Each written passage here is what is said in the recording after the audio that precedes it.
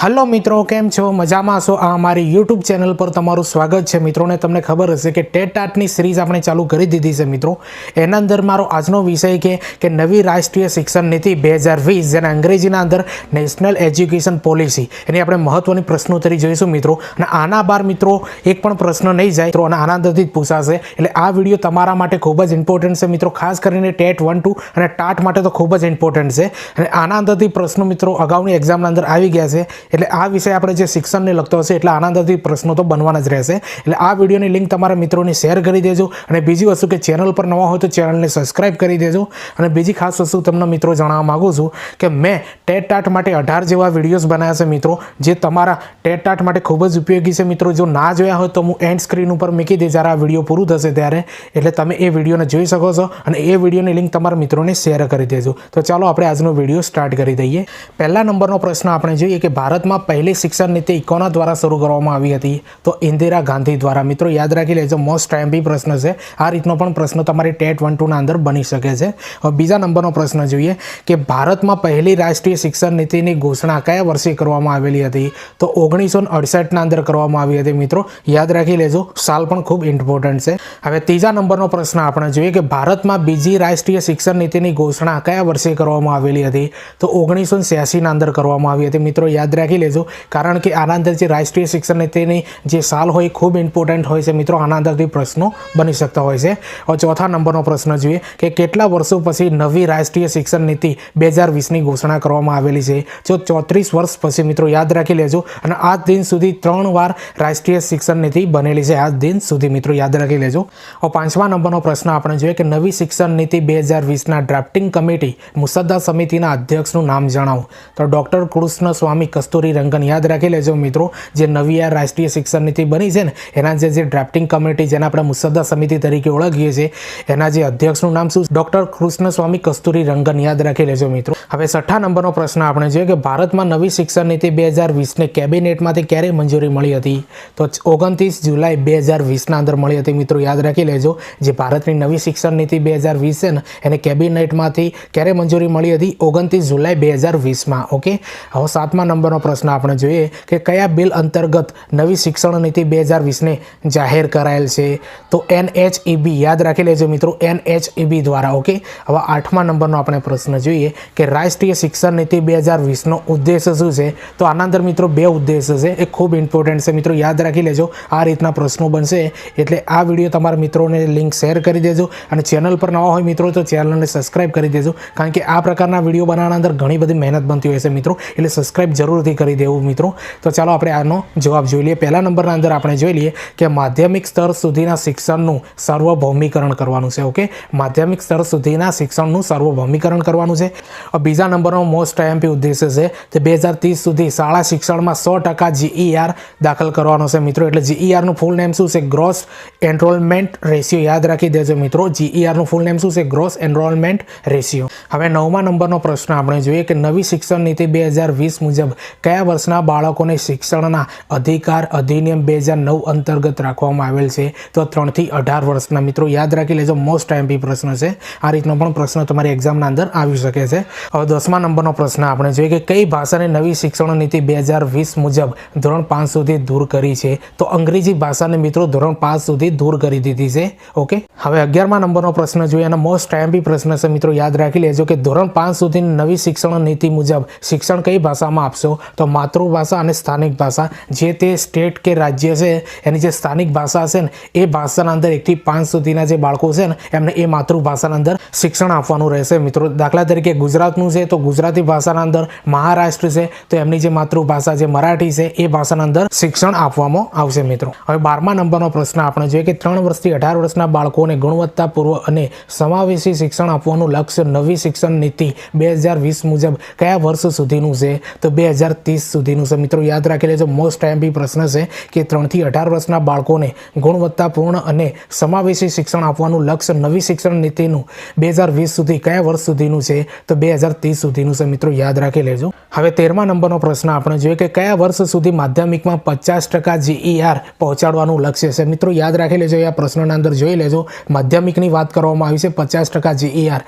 ક્યાર સુધી પહોંચાડવાનું છે? તો 2035 સુધી માધ્યમિકના અંદર. યાદ રાખી લેજો 50% GER. ઓકે, અને GERનું ફૂલ નેમ છે મિત્રો ગ્રોસ એનરોલમેન્ટ રેશિયો. યાદ રાખી લેજો. હવે 14મા નંબરનો પ્રશ્ન છે, આ પણ ખૂબ ઇમ્પોર્ટન્ટ છે મિત્રો. યાદ રાખી લેજો કે કયા વર્ષ સુધી શાળાના શિક્ષણમાં 100% GER પહોંચાડવાનું લક્ષ્ય છે? તો 2030 સુધી. ઓકે, તો અગાઉનો પ્રશ્ન આપણે મિત્રો જોયો કે માધ્યમિક શાળાના અંદર 50% GER ક્યાં સુધી? 2035 સુધી છે. અને 14મા નંબરના અંદર છે કે શાળા શિક્ષણના અંદર 100% GER કેટલા વર્ષ સુધી? 2030 સુધીના અંદર પહોંચાડવાનું લક્ષ્ય છે. યાદ રાખી લેજો. આ બે પ્રશ્નો છે ખૂબ ઇમ્પોર્ટન્ટ છે મિત્રો. યાદ રાખી લેજો.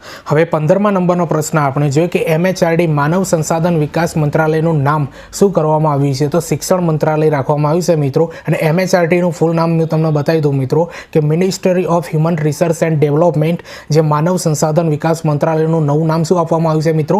શિક્ષણ મંત્રાલય. યાદ રાખી લેજો મિત્રો, એક્ઝામના અંદર પૂછાય એવો પ્રશ્ન છે. 16મા નંબરનો પ્રશ્ન જોઈએ કે નવી શિક્ષણ નીતિ 2020ને કઈ શિક્ષણ નીતિના સ્થાને લાગુ કરેલ છે? તો રાષ્ટ્રીય શિક્ષણ નીતિ 1986ના સ્થાને. યાદ રાખી લેજો મિત્રો, ખૂબ ઇમ્પોર્ટન્ટ પ્રશ્ન છે. 17મા નંબરનો પ્રશ્ન જોઈએ કે શિક્ષણ મંત્રાલયના પહેલા શિક્ષણ મંત્રીનું નામ જણાવો. તો આનો જવાબ આવશે મિત્રો રમેશ પોખરિયાલ નિશંક તરીકે એમને ઓળખે છે. યાદ રાખી લેજો, નિશંક. હવે 18મા નંબરનો પ્રશ્ન આપણે જોઈએ કે નવી શિક્ષણ નીતિ 2020 મુજબ શિક્ષણ માટે GDPના કેટલા ટકાનો ખર્ચ કરવામાં આવશે? તો 6% આવશે મિત્રો. યાદ રાખી લેજો, ખૂબ ઇમ્પોર્ટન્ટ પ્રશ્ન છે. હવે 19મા નંબરનો પ્રશ્ન જોઈ લઈએ કે દરેક ઉચ્ચ શિક્ષણ માટે એક સ્તંભના રૂપમાં કયા આયોગની રચના કરવામાં આવશે? જેમાં મેડિકલ અને લો સિવાય. ઓકે, આના અંદર મેડિકલ અને લો સિવાયની વાત કરવામાં આવી છે મિત્રો. તો આનો જવાબ આવશે HECI. યાદ રાખી લેજો મિત્રો, HECI આયોગની રચના કરવામાં આવશે. હવે 20મા નંબરનો પ્રશ્ન જોઈ લઈએ. મોસ્ટ MP પ્રશ્ન છે મિત્રો, એક્ઝામના અંદર પૂછાય એવો છે. તે 10+2 પેટન્ટના સ્થાને શાળા પાઠ્યક્રમની કઈ પેટન્ટ નવી શિક્ષણ નીતિ 2020 મુજબ લાવવામાં આવી છે? તો 5+3+3+4. યાદ રાખી લેજો મિત્રો, એક્ઝામના અંદર પૂછાય એવો પ્રશ્ન છે. પહેલાં હતી જૂની પેટન્ટ 10+2 હતું. હવે આપણે નવી લાયા છે પેટન્ટ નવી શિક્ષણ નીતિના અંદર 5+3+3+4. યાદ રાખી લેજો. હવે 21મા નંબરનો પ્રશ્ન જોઈએ કે વ્યવસાયિક અભ્યાસ નવી શિક્ષણ નીતિ મુજબ કયા ધોરણથી શરૂ કરાશે? તો ધોરણ 6 થી મિત્રો. યાદ રાખી લેજો કે નવી શિક્ષણ નીતિ મુજબ ધોરણ 6 થી વ્યવસાયિક અભ્યાસ કરાવવામાં આવશે મિત્રો. 22મા નંબરનો પ્રશ્ન જોઈએ કે સંશોધનને પ્રોત્સાહિત કરવા નવી શિક્ષણ નીતિ 2020 મુજબ શેની સ્થાપના કરાશે? તો નેશનલ રિસર્ચ ફાઉન્ડેશનની સ્થાપના કરવામાં આવશે સંશોધનને પ્રોત્સાહિત કરવા માટે મિત્રો.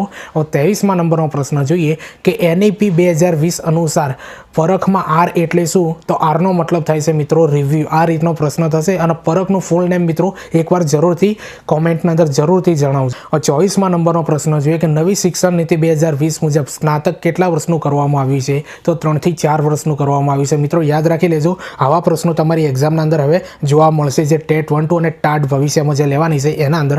અને મેં મિત્રો ટેટ માટે આ રીતના મેં ઘણા બધા વિડીયો બનાવ્યા છે 18 જેવા. એ વિડીયો તમારી ટેટ 1, 2ના અંદર અને ટાટ માટે ખૂબ જ ઉપયોગી નીવડવાના છે મિત્રો. એટલે ચેનલ પર જઈને પ્લેલિસ્ટના અંદર મિત્રો આ વિડીયો મારા જોઈ લેજો.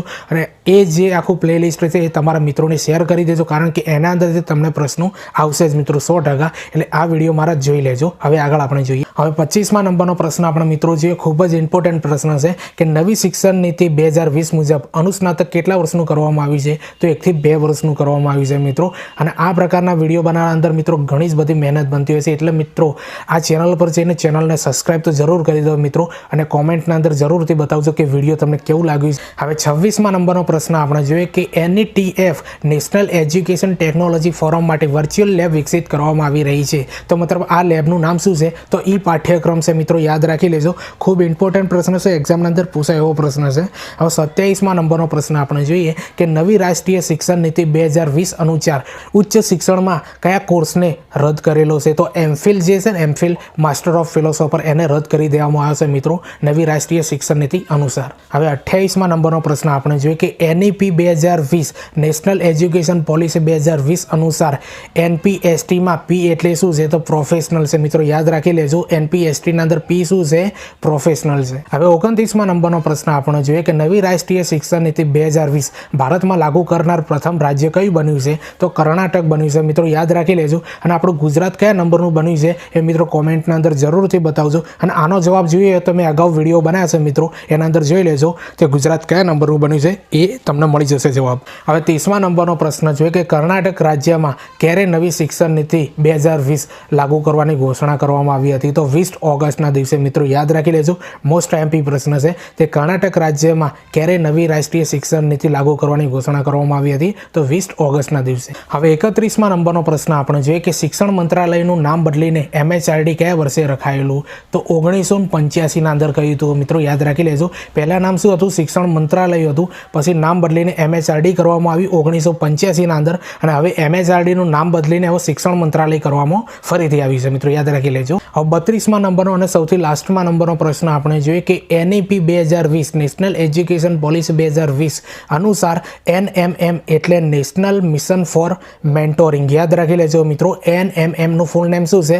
નેશનલ મિશન ફોર મેન્ટોરિંગ છે. અને આ વિડીયોની લિંક તમારા મિત્રોને શેર કરી દેજો મિત્રો. અને આ વિડીયો તમને કેવું લાગ્યું છે એ કોમેન્ટના અંદર જરૂરથી બતાવજો. અને મેં મારી ચેનલ પર ઘણા બધા વિડીયો બનાવ્યા છે મિત્રો, જે વર્ક 3ની એક્ઝામ માટે પણ તમને ખૂબ ઉપયોગી બનશે, અને ટેટ 1-2 માટે પણ મેં સ્પેશિયલ એક પ્લેલિસ્ટ બનાવી છે મિત્રો. એના અંદર 18 વિડીયો મેં બનાવ્યા છે, જે તમારી ટેટ 1-2 માટે અને ટાટ માટે ખૂબ જ ઉપયોગી છે. અને એ વિડીયોની લિંક તમારા મિત્રોને શેર કરી દેજો. અને ચેનલ પર નવા હોય તો ચેનલને મિત્રો સબસ્ક્રાઈબ કરી દેજો. ચાલો આપણે મળીએ આગળના વિડીયોના અંદર.